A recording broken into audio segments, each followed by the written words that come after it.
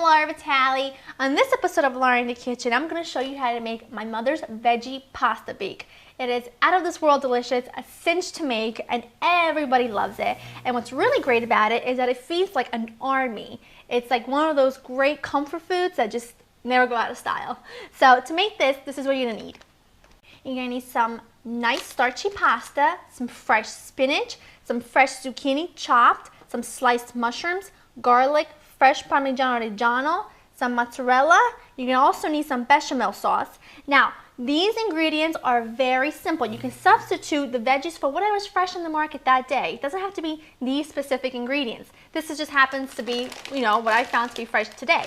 Now, my pasta, I am using, my friends at Olio To Go sent me this fabulous pasta di semola di grano duro. It's really delicious, starchy pasta, which I love for whenever I'm doing a pasta bake, because that means that the sauce is really going to adhere to the pasta instead of like separating. So this is a great pasta, so check out their website, and they have a ton to choose from, but this happens to be one of my favorites. Now also, the bechamel, now I have an episode on laurinthekitchen.com on how to make bechamel at home. Very simple. You can go ahead and click on that recipe, check it out, print it out, make it yourself at home. A cinch to make. Now first thing you want to do is get a big pot, fill it with water, generous sprinkling of salt, and get that up to a boil for your pasta. So now we just need to head over to the stove so we can start cooking. Now I've added my pasta to the boiling water because starchy pasta does need a little bit longer to cook. Now I have a large skillet here with about a tablespoon of olive oil, preheating over medium-high heat.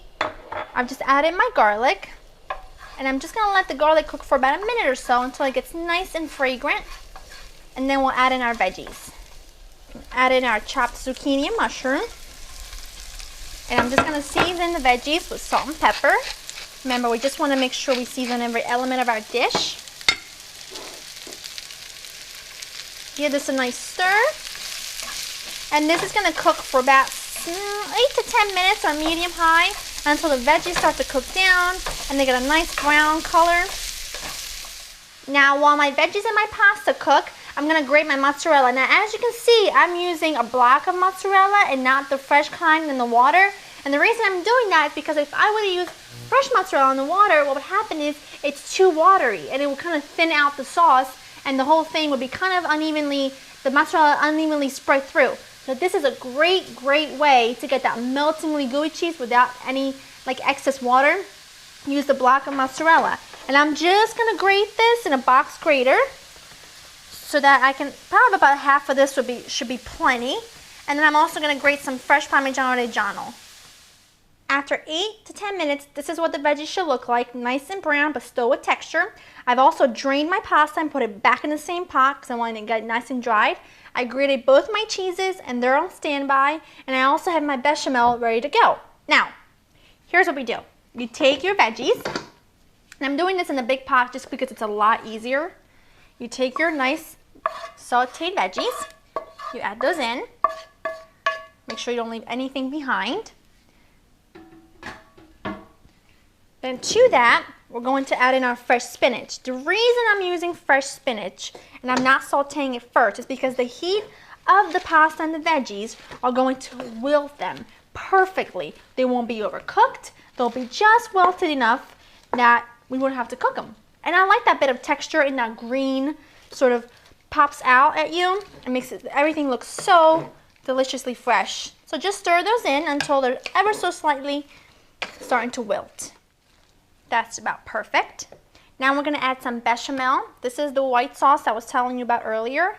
It's so creamy and luscious. It's going to be amazing with this when it bakes together. It's actually not even going to bake. It's going to go under the broiler just to brown the top. How awesome is that? Because everything is cooked. You don't really need to do anything else. Everything's cooked. It's warm.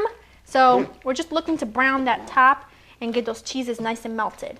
Now to this, I'm going to add half of my grated cheeses, reserving the remaining half for the top. Just continue to stir this until the cheeses are combined. I'm going to add some more bechamel. You're going to need about 3.5 to 4 cups total of bechamel. Putting this into my casserole dish.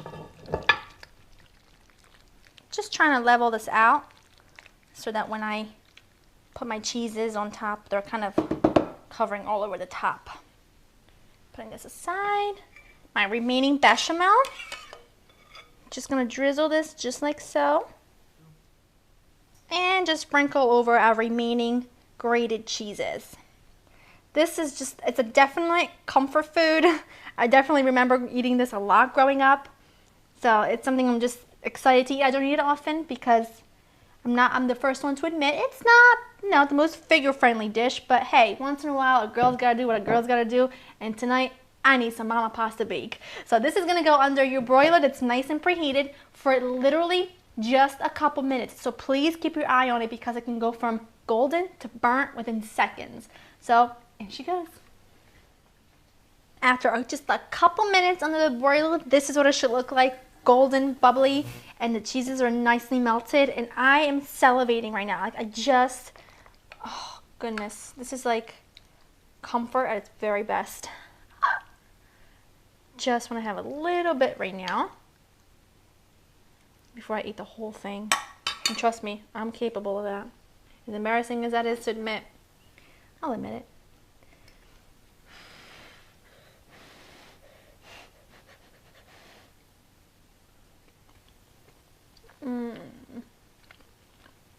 It's creamy, it's delicious, it's got a nice texture from that pasta, it's nice and starchy, cooked it perfectly, just al dente. Oh, going back in for more. That spinach is just wilted perfectly, look at that, it's still bright green and fresh. We didn't cook the life out of it.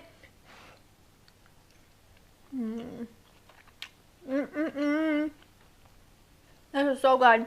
Well, if you guys want to feel like you're in my mother's house tonight for a little comfort, go ahead and make this recipe. And to get the recipe, you go to www.laurainthekitchen.com. I'll see you next time. Bye.